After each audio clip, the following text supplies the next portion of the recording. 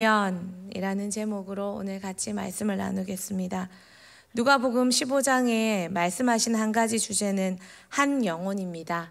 그리고 한 영혼에 대한 아버지의 기쁨입니다.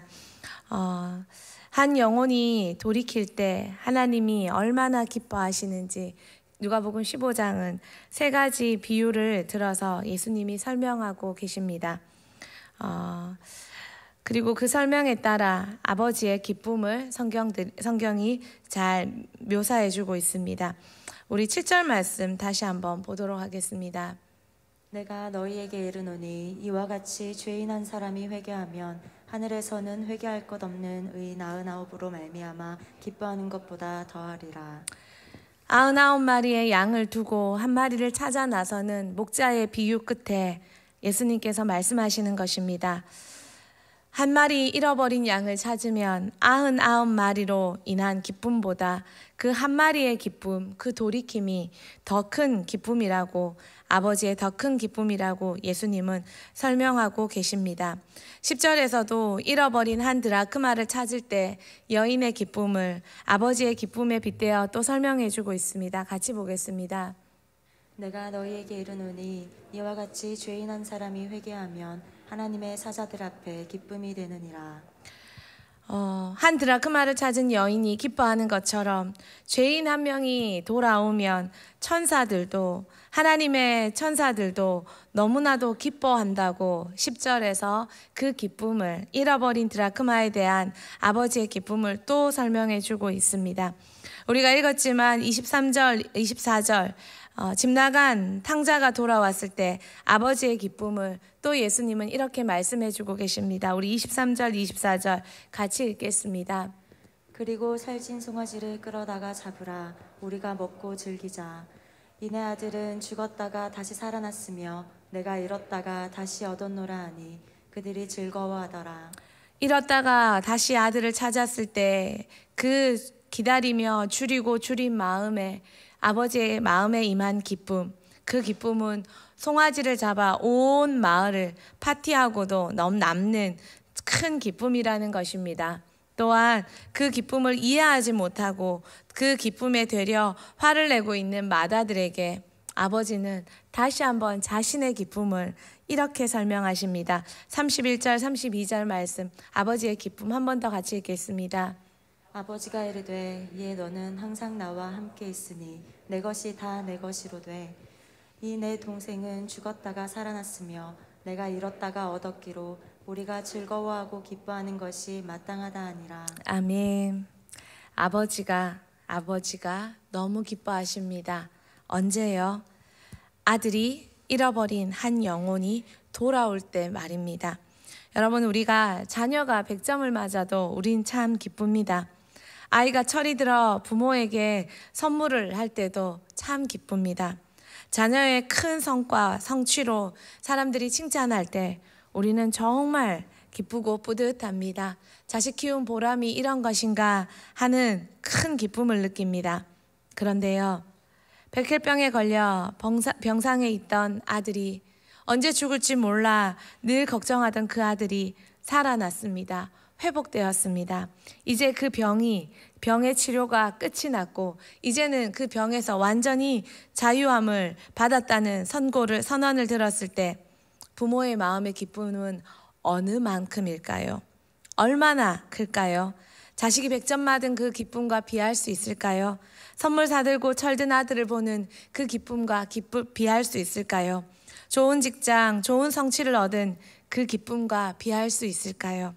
죽었다가 살아난 아들에 대한 소식을 듣는 부모의 기쁨에는 동일한 기쁨이지만 크기의 차이가 분명히 있다는 것입니다. 아버지는 한 명의 잃어버림을 찾기 위해 모든 수고, 모든 노력, 모든 투자를 아끼지 않습니다. 그들을 찾았을 때 아버지의 기쁨은 너무나 크기 때문입니다. 우리가 읽지 않았지만 첫 번째 비유는 누가복음 15장에 잃어버린 한 마리의 양을 찾는 목자의 노력입니다. 첫 번째 비유에서 말씀해 주는 것은 이때 아버지의 기쁨은 모든 것이라는 것입니다. 100마리 중에 한 마리를 잃어버렸습니다. 그 벌판에서 잃어버린 한 마리를 찾기 위한 아버지는, 그 목자는 99마리를 남겨두고 한 마리를 찾으러 나갑니다. 목자에게 있어서 전부는 어느 것입니까? 100마리입니다. 그런데 100마리 중에 한 마리를 잃어버렸습니다.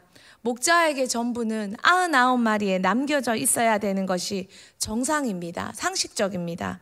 그런데 목자는 그 99마리보다 한 마리를 전부처럼 여기고, 한 마리를 99마리처럼 여기고, 99마리를 벌판에 남겨두고 그 한 마리를 찾아 떠나간다는 것입니다. 목자에게 99마리 남아있는 양보다 잃어버린 한 마리에게 더 큰 가치, 전부처럼 여기며 찾아 나선다는 것입니다. 그리고 한 마리를 찾았습니다. 양 한 마리 찾았습니다. 그런데 목자는 그 양 한 마리 찾은 기쁨을 이웃과 함께 나누기 위해 잔치한다는 것입니다. 양 한 마리 잡아, 양 한 마리 찾아, 양 한 마리 잡아 잔치합니다. 우리가 생각하기에 수치상 제로입니다. 양 한 마리 찾았는데 송아지 잡았습니다. 이웃 사람들과 잔치하기 위해 우리의 계산은 마이너스입니다. 그러나 목자의 기쁨은 그 양 한 마리가 자신이 가진 전부처럼, 모든 것처럼 여겨지기 때문에 제로도 마이너스도 아닌 전부의 기쁨을 누리고 있다는 것입니다. 그리고 그 기쁨을 나눈다는 것입니다. 여러분에게 맡겨진 한 마리 잃어버린 양, 그 양이 나에게 전부처럼 그 아버지의 마음을 느끼고 계십니까? 느껴보셨습니까? 가끔 아이들 사역을 하다 보면 늘 와주는 소중한 친구들이 있습니다. 고정 멤버죠. 이 아이들은 꼭 와야 됩니다. 뭐를 해도 꼭 와야 됩니다.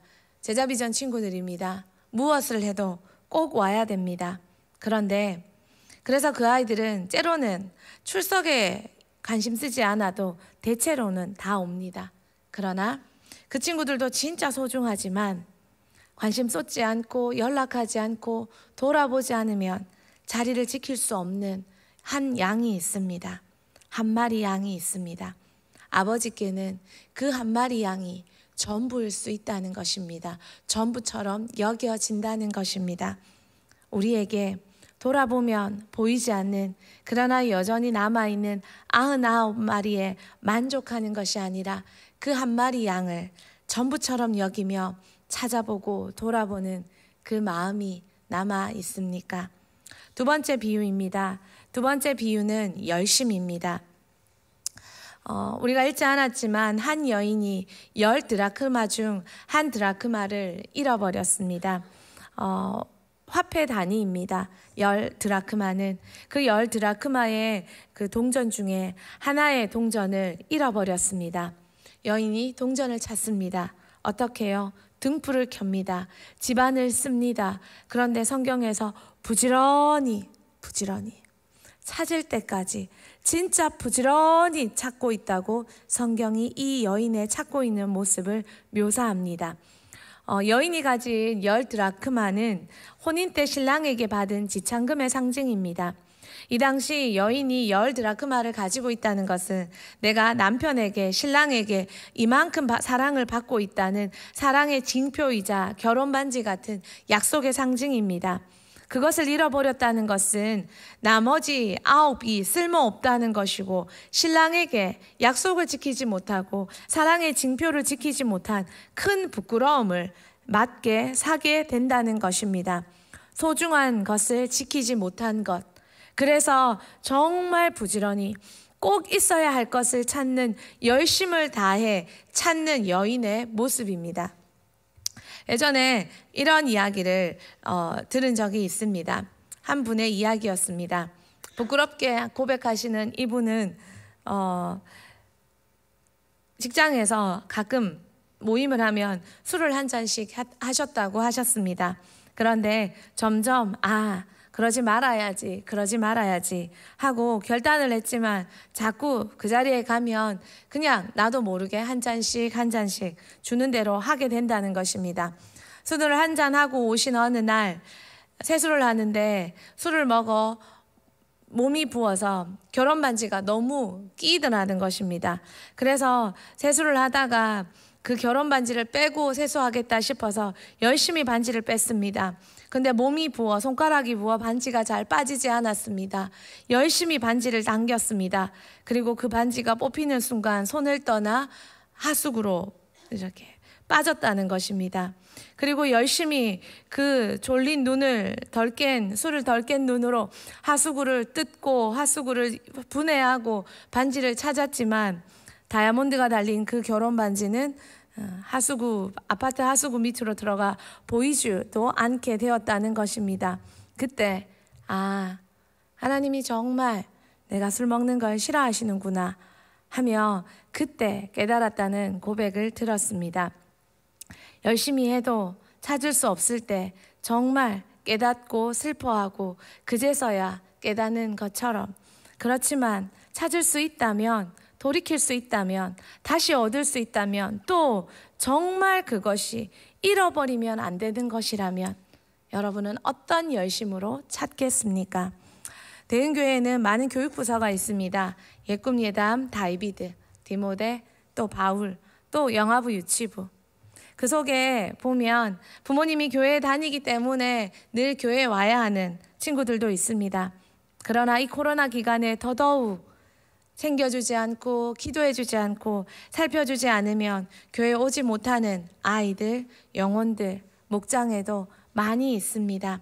우리는 잃어버리면 안 된다는, 아버지가 나에게 맡기셨다는 소중한 징표처럼, 소중한 상징처럼, 그리고 그것을 꼭 가져야 된다는 그 마음으로 잃어버린 그 한 영혼을 찾고 있습니까? 아이들에게도 한 영혼을 끝까지 기도하고 끝까지 살펴보고 끝까지 돌아보는 그 마음을 가르쳐야 됩니다. 기도해야 합니다. 알려주어야 합니다. 하나님은 열심히 찾고 계십니다. 마지막 세 번째는 탕자의 비유입니다. 마지막 비유는 기다림입니다. 같이 있어도 아버지와 같이 있지만 가치를 모르는 둘째 아들, 아버지는 그 둘째 아들이 가치를 깨닫기를 기다리십니다. 애석하게도 둘째 아들은 망해봐야 깨닫는 아들이었습니다. 자기가 깨닫기 전에는 말해줘도 모르는 아들이었습니다. 꼭 그런 아들 있죠. 아버지는 아들의 요구대로 전 재산을 줍니다. 날릴 줄 알았습니다. 망할 때까지 기다립니다. 아들은 망해봐야, 깨달아봐야, 두들겨 맞아봐야 아는 아들이기 때문에 아버지는 자기의 재산을 아들에게 줍니다. 그 투자가 돈이고 전 재산이고 투자 대비 아무 곳을 못 거둔다 해도 깨닫는 아들 하나 거둘 수 있다면 아버지는 줍니다. 그리고 기다립니다. 아버지에게 돈보다 아들의 돌이킴이 더 큰 가치이기 때문입니다. 돈은 숫자이지만 깨닫는 아들은 영혼입니다. 생명입니다. 그래서 아들이 또한 깨달을 때 아들은 영원한 동력자로 영원히 함께 할 수 있는 관계로 설 수 있습니다. 투자하고 아버지는 아깝지 않습니다. 그리고 애타게 아들을 원하고 기다립니다. 어떤 모양이라도 아들만 돌아올 수 있다면, 깨달을 수 있다면 아버지는 그것으로 충분합니다. 한 영혼을 살리기 위한 하나님의 투자, 그리고 그 기다림, 예수님은 그것을 가장 잘 아셨습니다. 한 영혼을 살리기 위해 아버지는 하나밖에 없는 아들, 그 예수님에게 십자가에서 죽으라고 그 계획을 세우셨습니다. 물론 예수님의 선택이지만 예수님은 하나님이 자기를 얼마나 사랑하는지 아셨습니다. 하나님께서 예수님을 얼마나 존중하시고 귀히 여기는지 아셨습니다. 그럼에도 그 아버지가 한 영혼을, 한 사람을 살리기 위해 자기를 십자가에서 죽어야, 자기가 십자가에서 죽어야 한 영혼이 산다는 것을 아시고 아버지는 그렇게 하도록 아들을 두셨습니다. 그랬기에 예수님은 그 마음에 순종하여 이 땅에 오셨습니다. 예수님은 사람들에게 설명해 주는 것입니다. 이 아버지의 기쁨, 자기가 십자가 달리면서 한 영혼을 살리는 이 아버지의 기쁨, 그 아버지의 기쁨에 전 재산이 될 수 있겠습니까? 영혼을 구하면 다른 모든 건 회복될 수 있습니다. 우리는 아버지의 마음으로 한 영혼을, 때로는 정말 많은 걸 투자해서 당장 돌아오지 못해도 기다리고 기다릴 때 그 영혼이 투자 대비 그 영혼을 살린다면 정말 모든 것을 다시 찾을 수 있다는 걸 믿고 투자하고 기다려야 합니다. 언젠가 큰 죄악으로 빠지는 한 청년을 본 적이 있었습니다. 하나님 앞에 기도하고 간구해도 그 발걸음을 돌이킬 수 없었습니다. 정말 기도로 씨름하다가 너무 탈진한 나의 마지막 기도는 이것이었습니다. 하나님, 그렇다면 영혼이라도 구해 주십시오. 이 아이 영혼이라도 구해 주십시오. 그 아이는 결국 모든 것을 다 탕진했습니다. 모든 것을 다 잃어버렸습니다. 그리고 회복은 정말 더딘 것 같았습니다. 어떻게 되었을까요? 결국 그 모든 것을 탕진했지만 그 영혼을 하나님은 약속대로 지켜주셨고, 그 영혼이 회복될 때 모든 것이 회복되어 멋진 하나님의 사람으로 다시 일어서는 걸 보게 하셨습니다. 21년의 마무리 시간입니다. 한 영혼을 찾아 나설 때입니다. 조금만 손 닿으면 살릴 수 있는, 아버지께 기쁨을 안겨드릴 수 있는 살려낼 영혼이 많이 있습니다. 99마리 양을 두고도 한 마리 찾아 나서는 목자처럼 잃어버린 한 마리를 전부처럼 여기는 아버지의 마음, 잃어버린 한 드라크마를 찾는 신부의 간절함, 부지런함, 그 부지런함으로 찾는 아버지의 마음, 망할 줄 알면서도 아들만 얻을 수 있다면 전 재산까지 내어주는 아버지의 마음, 그 마음으로 우리는 한 영혼을 찾아 나서야 됩니다. 누가복음 15장 1절부터 3절까지 우리 다시 한번 읽어보면 좋겠습니다.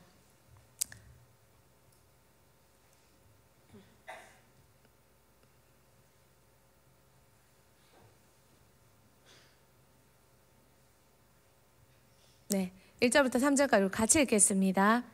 모든 세리와 죄인들이 말씀을 들으러 가까이 나아오니 바리새인과 서기관들이 수군거려 이르되 이 사람이 죄인을 영접하고 음식을 같이 먹는다 하더라. 예수께서 그들에게 이 비유로 이르시되, 이 세 가지 비유는 저들의 수군거림에서 시작되었습니다. 예수님이 죄인과 세리와 사람들이 손가락질하고 율법적으로, 도의적으로, 법적으로도 그러면 안 될 부류의 사람들과 예수님이 식사하고 교제했습니다. 사람들이 수군거렸습니다. 그때 예수님께서 한 영혼이 돌아올 때 기뻐하실 아버지의 기쁨, 아버지의 마음, 아버지의 열심, 아버지의 사랑, 아버지의 투자, 아버지의 기다림, 그것을 가르쳐 주기 위해서 당신을 향해 오해하고 손가락질하는 그들에게 가르쳐 주려고 이 비유를 사용하고 계셨다는 것입니다. 지금도 여러분은, 저는 이 기쁨을 알까요? 아버지의 기쁨을 알까요? 그 열심을 알까요? 하나님의 마음을 알아서 이 기쁨을 하나님께 올려드리고 우리도 이 기쁨에 참여해서 잃어버린 한 영혼을 살려내는, 건져내는 우리 모두가 되기를 소망합니다. 수능이 끝나면 신천지는 대목이라고 합니다. 수능 끝나 시간 많은 청소년들을 어떻게든 포섭하기 위해, 데려가기 위해 정말 많은 돈과 많은 사람을 푼다고 합니다. 비진리를 가지고도 저렇게 열심을 하는데 내 앞에 맡겨진 한 영혼을 위해 우리는 얼마나 열심히 돌아보고 계십니까? 2021년의 마지막, 나에게 맡겨진 우리 부서 아이들, 코로나 기간에 잠잠고 있는 우리 목장 사람들 끝까지 돌아보아 끝까지 살려내고 아버지의 기쁨에 동참하는 대흥교회 모든 성도들 되길 소망합니다. 우리 같이 찬양하겠습니다.